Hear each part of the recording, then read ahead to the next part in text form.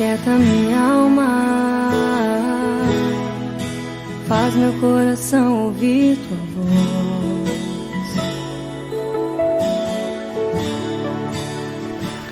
Graça e paz, meus irmãos, tudo bem com vocês?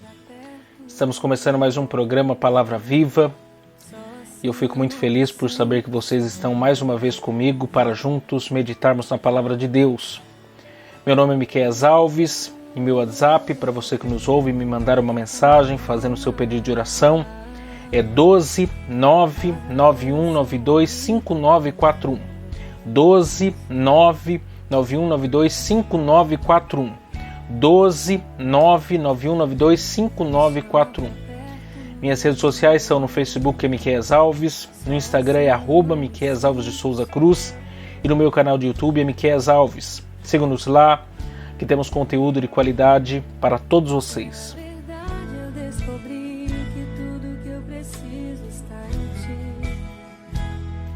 Senhor meu Deus, Pai amado e Deus eterno, obrigado por mais esse programa Palavra Viva. Fala conosco mais uma vez mediante a Tua Palavra.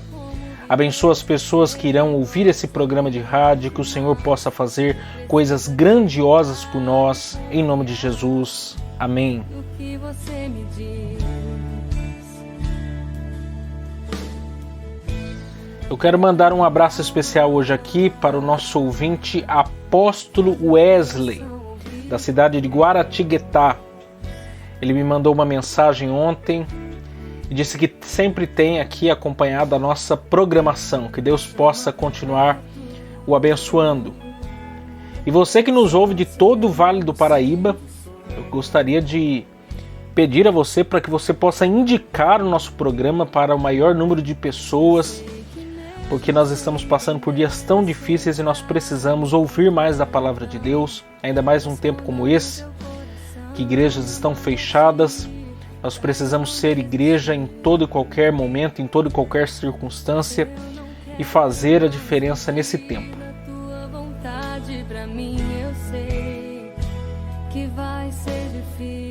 Deixe-me agradecer aqui também os nossos patrocinadores que têm muito nos ajudado. E também, se você desejar nos ajudar a patrocinar esse programa de rádio, anunciando a sua empresa ou nos dando uma oferta voluntária, entre em contato com a gente pelo contato 12 99192 5941. 12 99192 5941. 12 99192 5941.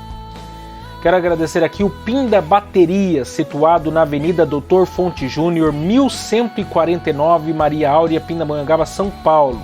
O telefone é 12 3648 8135 ou 12 99191 3026. Bateria somente para carros a partir de R$ 150 com troca em até 3 vezes sem juros. Tratar com Neide Ramos ou Cláudio Bueno, nossos amigos e irmãos em Cristo. Como também quero agradecer aqui a Marcearia Betel, situado na Rua Bulgária, 355, Pazim, Pindamonhangaba, São Paulo. O telefone é 12 988 96 3701 e esse número também é o WhatsApp. E atenção lancheiros, produzimos o melhor pão de hambúrguer da cidade. Tratar com Wesley, meu amigo em Cristo. Quero também agradecer aqui a Serralheria Venâncio. O telefone é 12 982 22 2300. Tratar com Cláudio Venâncio para confecção de portões basculante, grade, portão de correr, cobertura de policarbonato e toldos. Eu quero meditar com vocês hoje na primeira parte da mensagem que tem por título A Espera Confiante em Deus. A espera confiante em Deus. Com base no Salmo de número 42, verso 5 e depois o verso 11, e no Salmo 43, verso 5, que diz assim, Salmo 42, verso 5. Por que estás abatido, ó minha alma? E por que te perturbas em mim? Espere em Deus, pois ainda o louvarei na salvação da sua presença. Verso 11. Por que estás abatido, ó minha alma? E por que te perturbas dentro de mim?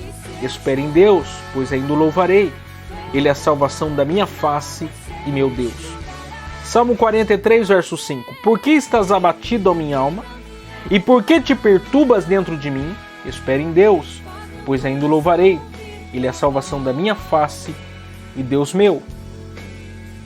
O salmista, no Salmo 42, verso 5, depois o verso 11, e no Salmo 43, verso 5, está conversando com a sua alma, ou estava conversando com a sua alma.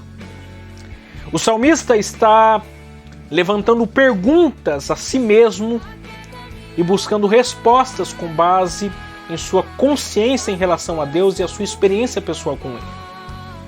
O salmista sabe que existe algo errado dentro de si e por isso tenta investigar as origens de todo o seu sofrimento, bem como acalentar a sua alma com as informações que lá existem sobre si mesmo e sobre o seu Deus Criador. Quem de nós nunca fez isso que o salmista estava fazendo? Quem de nós já não parou por diversas vezes e pensou, e no final chegou à conclusão: Deus vai me dar vitória. Deus irá me ajudar. Eu irei adorá-lo ainda, mesmo em meio a essa provação, em meio a essa dificuldade, em meio a essa luta. Todos nós passamos por situações como esta. Talvez hoje mesmo você estava pensando sobre isso. Se está desempregado, fica pensando em quando as portas de emprego se abrirão. Se está enfermo, quando virá a cura para tal doença. Se está esperando um milagre, fica esperando em como Deus irá agir. Essa é a realidade de muitas pessoas em diversos lugares do mundo. Não é uma exclusividade minha e nem sua. Esse refrão, repetido no Salmo de número 42, e depois os versos 5 e 11, depois o Salmo 43, verso 5, na verdade, inicialmente, fazia parte de um só salmo. Não sabemos em que momento esse salmo foi dividido, mas o que sabemos é que esse refrão, repetido 3 vezes, nos mostram as 3 fases que esse salmista está passando por sua vida. No primeiro cenário, num deserto, quando você lê o Salmo de número 42, versos de número 1 a 6. No segundo cenário, numa tempestade, quando você lê o Salmo 42, versos de número 7 a 11. E no terceiro cenário, nós temos o final de sua aprovação, quando você lê o Salmo de número 43, versos de número 1 a 5. O coração de sua angústia, o coração da angústia desse salmista, ele fez um refrão que veio se tornar música para a experiência de fé, para a vida de louvor e adoração dos israelitas. A grande questão é o seguinte: os salmos em hebraico, a palavra salmo em hebraico é terrilim, que significa cânticos de louvor. O livro dos Salmos é uma coletânea de hinos, de orações e de poemas da experiência de fé dos israelitas. É preciso se ter em mente que os Salmos foram escritos para serem cantados. Foram escritos ao longo de 1000 anos, desde a época de Moisés, no século XV a.C., até Esdras, no século V a.C. Foram coletados e organizados durante um longo período. Foram escritos em linguagem do espírito humano e faziam parte da vida cotidiana dos israelitas. Como o Pentateuco, o livro dos Salmos também foi dividido em 5 partes ou em 5 livros. O primeiro livro vai do Salmo 1 ao Salmo de número 41, o segundo livro do Salmo 42 ao 72, o livro 3 do Salmo 73 ao 89, o livro 4 do Salmo 90 ao 106 e, por fim, em quinto lugar, o livro 5 do Salmo 107 ao 150. A autoria do livro dos Salmos ela é atribuída a diversos autores, inclusive a autores desconhecidos. Por exemplo, temos como autores do livro dos Salmos Moisés, os filhos de Corá, Davi, Salomão, Asaf, Emã, Etã, Ezequias, Gedutum, Esdras e os salmistas desconhecidos. As referências bíblicas e históricas sugerem que Davi, Ezequias e Esdras participaram, em suas respectivas épocas, da compilação dos salmos para o uso no culto público em Jerusalém. A compilação final do Saltério deu-se mais provavelmente nos dias de Esdras e de Neemias. Os Salmos 42 e 43, a qual nós fizemos menção dos versos 5 e 11 do 42 e do verso 5 do 43, fazem parte do segundo livro dos Salmos, que vai do Salmo 42 ao Salmo de número 72. A autoria desse salmo ela é atribuída aos filhos de Coré, ou filhos de Corá, aquele levita da ordem dos coatitas que se levantou contra a autoridade de sacerdote que Moisés e Arão possuíam. Os filhos dele continuaram a serviço de Deus e se tornaram guias de adoração em Israel, formando um grupo de cantores no templo cujas músicas eles próprios escreviam. A eles se atribuiu a feitura de 11 salmos, do Salmo 42 aos seguintes. Esses 2 salmos em questão foram escritos no contexto do cativeiro babilônico. O salmista estava longe do templo do Senhor, dos sacrifícios, de suas tarefas e começou a expressar nesse salmo a sua dor, a sua aflição, o seu sofrimento. A partir daqui, então, nós precisamos fazer algumas considerações sobre esse salmo. Em primeiro lugar, os antecedentes biográficos do autor desse salmo. Quem era Corá? Ou quem era Coré?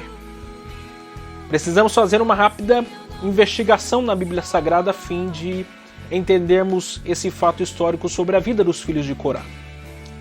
Segundo Números, capítulo de número 3 e versículo de número 17, Levi teve 3 filhos, Gerson, Coate e Merari.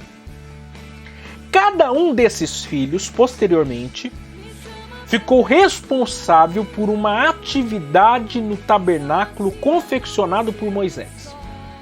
Coate, o segundo filho de Levi, gerou 4 filhos: Amrão, Izar, Hebron e Uziel. E é bom você ter em mente que cada filho que nascia era uma geração que se formava. Então aqui nós temos a geração dos filhos de Levi, que é a própria tribo de Levi, composta de todos os seus descendentes, os levitas. Temos as gerações dos filhos de Levi, isto é, os gersonitas, os coatitas e os meranitas, como por fim dos filhos de Levi, que compuseram suas respectivas gerações. Exemplo, Coate, que gerou a ordem dos coatitas, teve 4 filhos, e esses passaram a gerar suas próprias gerações. Amrão, os amronitas, Izar, os izaritas, Hebron, os hebronitas e Uziel, os uzieritas. Izar, o segundo filho de Coate, gerou Corá, de onde vão vir os filhos de Corá, que segundo o Êxodo, capítulo de número 6 e versículo de número 24, são Assir, Eucana e Abiasaf. Então, qual é a história de Corá na Bíblia Sagrada? Diz a Bíblia, em Números capítulo de número 16, que Corá, acompanhado de Datã, Abirão e On, estavam com inveja da autoridade e do poder que Deus havia dado a Moisés e Arão. O próprio salmista, no Salmo de número 106, versos de número 16 e 17 dizem: E tiveram inveja de Moisés no acampamento, e de Arão, o santo do Senhor. Abriu-se a terra, e engoliu a Datã, e cobriu a gente de Abirão. Corá era um levita, da ordem dos coatitas e da geração dos isaritas, que levavam os utensílios do santuário, que levavam os utensílios do tabernáculo, como por exemplo a arca da aliança, a mesa, o castiçal e os altares. Mas também ambicionavam o sacerdócio. Datã, Abirão e On eram rubenitas, isto é, nunca poderiam exercer o ofício de um levita pelo simples fato de ser da tribo de Rubem. Mas também queriam o posto de Moisés e de Arão no sacerdócio. E não só eles, mas mais 250 homens dos maiorais da congregação de Israel estavam contra Moisés e Arão. Qual era a queixa deles? Números, capítulo de número 16, versículo de número 3 diz: Por que, pois, vos elevais sobre a congregação do Senhor? O que eles queriam eram a autoridade e o poder que Deus havia dado a Moisés e Arão por conta do sacerdócio que era exclusivo da tribo de Levi. Contudo, olha só o que Moisés respondeu, versículo de número 28. Então disse Moisés: Nisto conhecereis que o Senhor me enviou a fazer todos estes feitos, que de meu coração não procedem. O que foi dado a Moisés era de cima para baixo, e não de baixo para cima. Moisés não estava subtraindo o que Deus não deu, mas o que foi lhe dado por direito. Por causa disso, Corá, Datã, Abirão e On e mais 250 maiorais de Israel foram engolidos pela terra, nível mais baixo, soterrados no mais profundo abismo, considerando o fato que eles queriam o posto mais elevado. Mas o que é preciso pontuar aqui? É preciso pontuar que os filhos de Corá não apoiaram a revolta de seu pai contra Moisés e Arão. Observa comigo Números, capítulo de número 26, versos de número 9, 10 e 11. E os filhos de Eliabe, Nemuel e Datã e Abirão, estes Datã e Abirão, foram os chamados da congregação, que moveram a contenda contra Moisés e contra Arão na congregação de Corá, quando moveram a contenda contra o Senhor. E a terra abriu a sua boca e os tragou com Corá, quando morreu a congregação, quando o fogo consumiu 250 homens, e foram por sinal. Mas os filhos de Corá não morreram. Os nomes deles nós podemos ver em Êxodo, capítulo de número 6, e versículo de número 24, que diz: E os filhos de Corá, Assir e Eucana, e Abiasaf, estas são as famílias dos coraitas.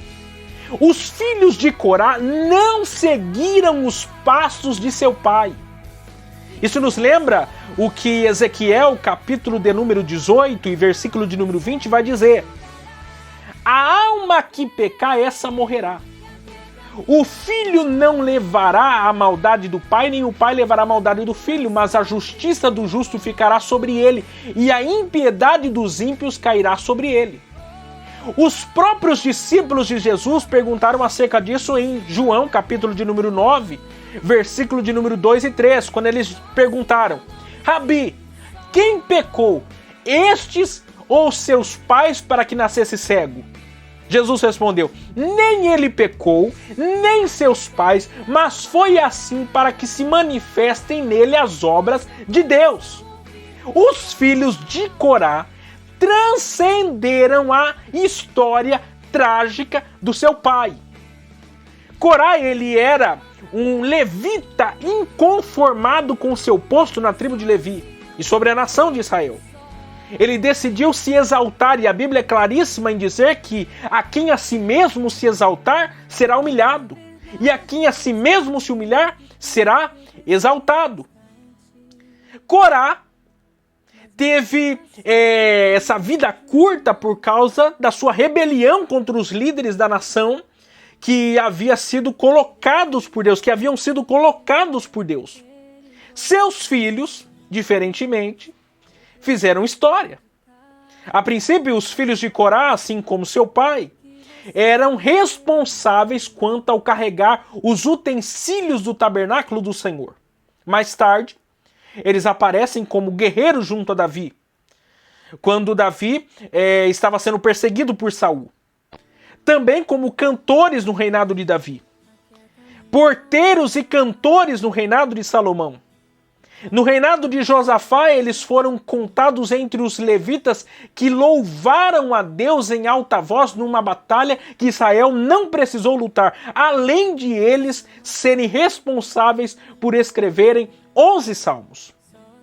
Quando nós nos deparamos com a história e o legado espiritual que os filhos de Corá deixaram, em contraponto ao que o seu ancestral deixou, percebemos que é possível se virar as páginas manchadas de uma história familiar. Muitas vezes nós ficamos muito tempo olhando para o retrovisor, enquanto deveríamos estar com olhos fixos para o norte. Pode ser que o seu passado não tenha sido fácil.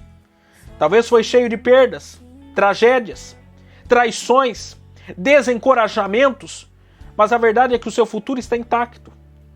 Nenhum de nós pode alterar o passado, mas podemos resolver o que iremos fazer a partir de tudo que nos aconteceu. O nosso futuro ele está intacto, ele está imexível, ele está inédito. Os filhos de Corá continuaram carregando o nome do seu pai, mas não a história de rebelião dele. Alguém poderia perguntar, mas Corá não foi aquele que se levantou contra Moisés e Arão e foi engolido pela terra? Sim, mas os filhos dele não são iguais a ele. Os filhos dele disseram não para o erro de seu pai e reescreveram a sua história. Eu quero concluir essa primeira parte dessa mensagem lhes dizendo a seguinte verdade. Por que estás abatido, ó minha alma? Por que te perturbas dentro de mim? Espere em Deus, pois ainda o louvarei. Ele é a salvação da minha face e Deus meu. Os filhos de Corá podiam dizer essa verdade porque eles já haviam vivido dias muito piores em sua história de vida. Eles confiavam no Deus a quem eles serviam. Eles serviam eles sabiam de onde vinha a sua salvação. Eles não se deixaram levar por nenhuma outra realidade. Eu não sei quem é você que está me ouvindo por meio desse programa de rádio hoje, mas eu sei que o meu Deus, ele te conhece. Ele tem solução para você, para sua história, para sua casa, para sua família, para os seus negócios, para o seu futuro e digo mais, até para a sua eternidade.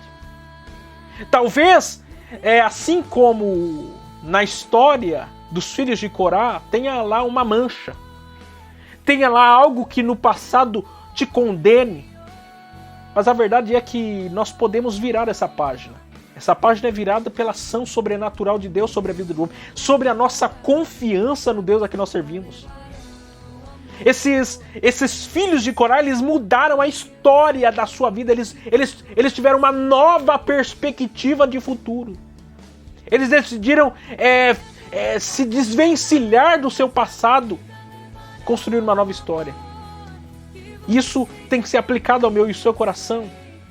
No meio de toda essa pandemia, no meio de toda essa crise, às vezes a gente acha que não tem mais solução, mas tem sim.